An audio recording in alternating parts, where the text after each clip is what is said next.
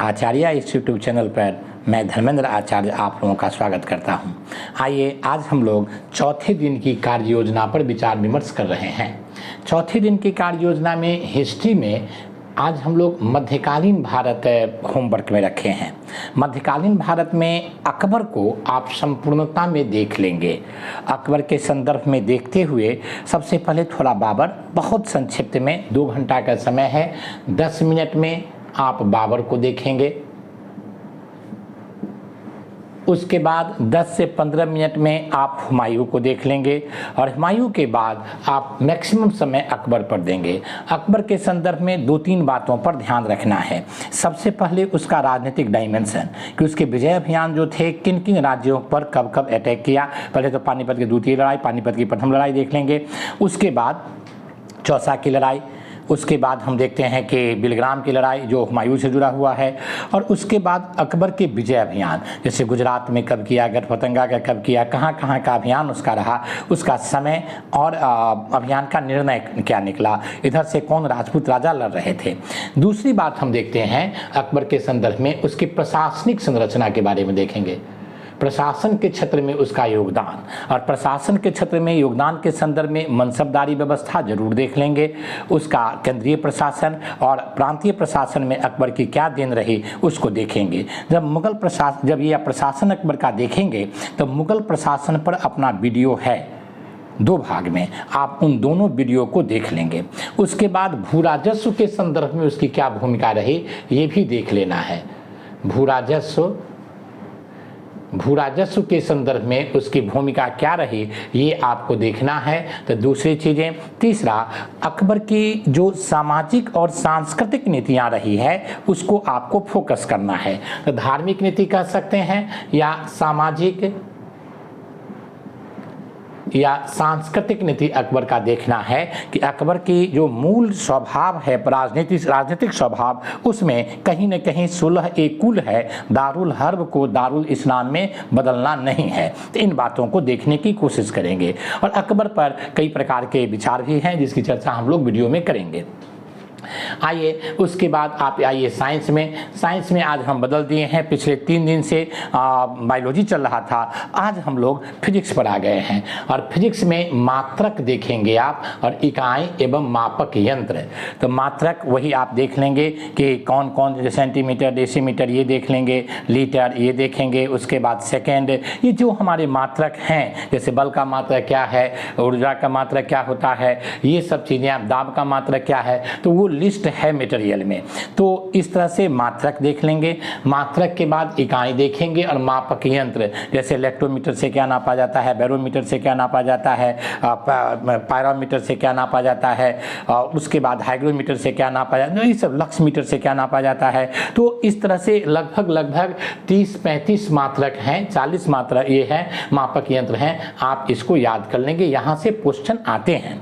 तो इस अध्याय में जो फिजिक्स वाली मटेरियल है उसमें प्रारंभ में ही दिया हुआ है मात्रक, इकाई और मापक यंत्र। तो इनको आपको देख लेना है। लगभग 50 से 100 तथ्य होंगे और इस 100 तथ्य से 2 क्वेश्चन प्रत्येक बार पूछा जाता है, 2 क्वेश्चन।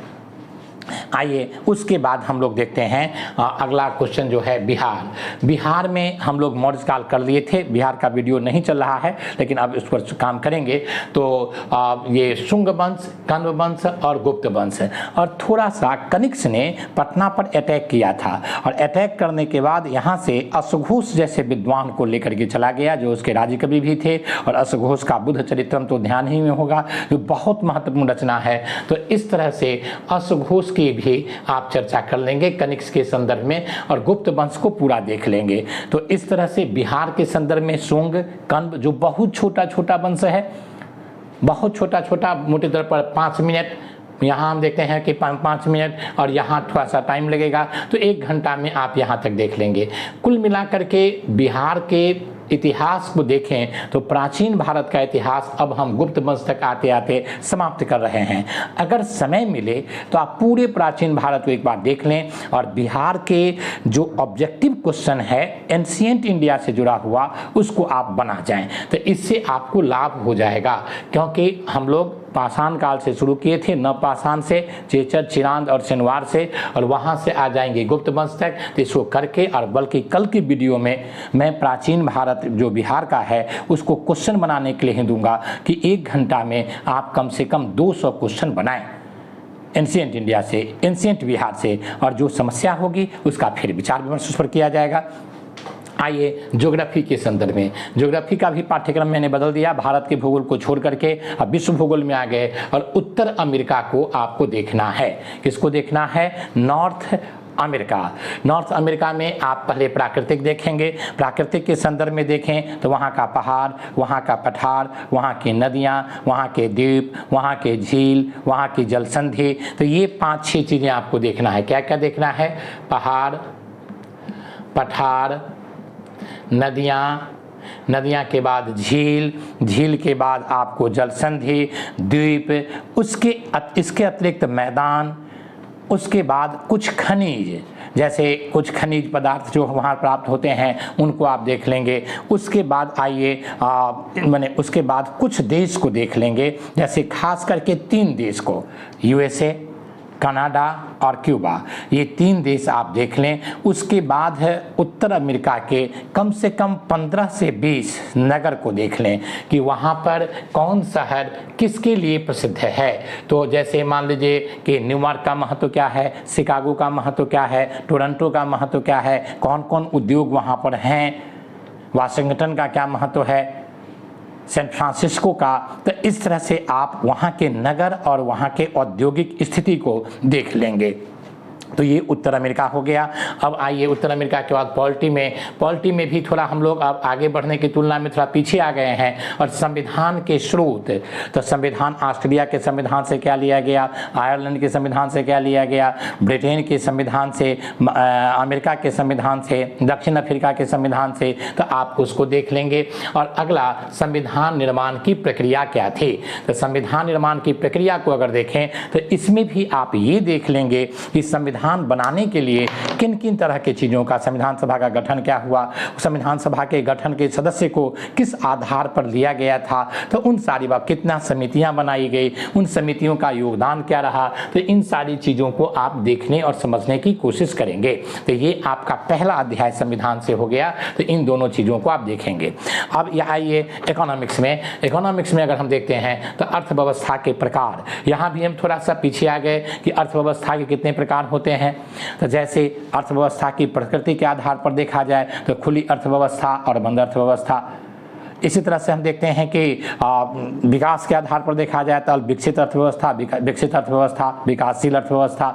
तो इस तरह से अर्थव्यवस्था के प्रकार और राष्ट्रीय आय की गणना, ये राष्ट्रीय आय की गणना आप देख लेंगे कि भारत में किस प्रकार से होती है, और दूसरी तरफ किन लोगों ने प्रयास किया, किन का योगदान रहा, और उसके बाद राष्ट्रीय आय में किन किन चीज़ों को शामिल किया जाता है और किन किन को नहीं किया जाता है। जैसे वृद्धा पेंशन, जैसे हम देखते हैं सरकारी कर्मचारियों के पेंशन, जैसे छात्रवृत्ति, ये सब जो हैं राष्ट्रीय आय में शामिल नहीं किया जाता है। और क्या क्या किया जाता है, क्या क्या नहीं किया जाता है, यहाँ से प्रश्न आते हैं। तो इनको आप थोड़ा देख लेंगे, मटेरियल में लिखा हुआ है।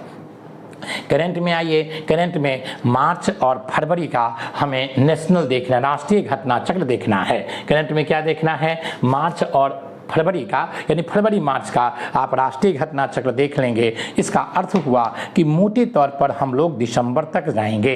तो कल नेशनल इवेंट जो है वो आपको हम लोग ख़त्म करेंगे। मार्च, अप्रैल, फरवरी पर आ गए, अब फिर सीधे दिसंबर और जनवरी दे देंगे और वहाँ से चीज़ें ख़त्म हो जाएगी।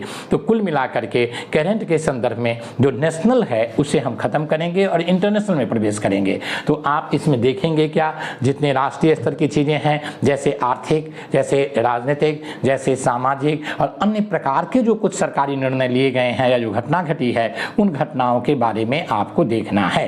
तो इसी के साथ आज के जो सिलेबस हैं, चौथे दिन का कार्यक्रम, वह समाप्त हो रहा है। और थोड़ा सा प्रतिबद्धता के साथ, लगन के साथ, जुनून के साथ काम करें, क्योंकि कुल मिलाकर के अब 40 दिन में से 36 दिन चौथा दिन का ये है, तो 41 दिन में से 37 दिन रह गए हैं। तो मोटे तौर पर अब जब 30 दिन बच जाएंगे तो हम लोग नेगेटिव माने काउंट डाउन शुरू करेंगे। जो 30वां दिन होगा उसके बाद फिर 29वां दिन होगा, तो पता लगेगा कि अब कितने दिन हमारे पास रह गए हैं। इसी के साथ आज के सिलेबस को डील जो कर रहे थे उसको समाप्त करता हूँ। धन्यवाद।